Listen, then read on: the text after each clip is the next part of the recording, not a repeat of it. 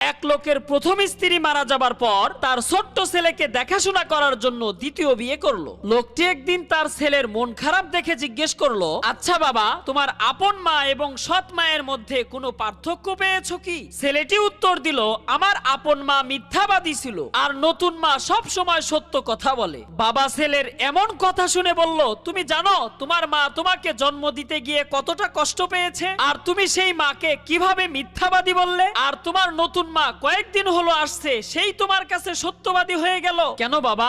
ছেলেটি বলল, জানো বাবা, আমি যেদিন বেশি দুষ্টামি করতাম আমার আপন মা আমাকে বলতো, আজ তোর ভাত বন্ধ।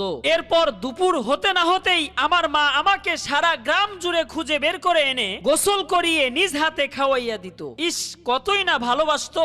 আর আমার নতুন মাও বলে, বেশি দুষ্টামি করলে ভাত বন্ধ।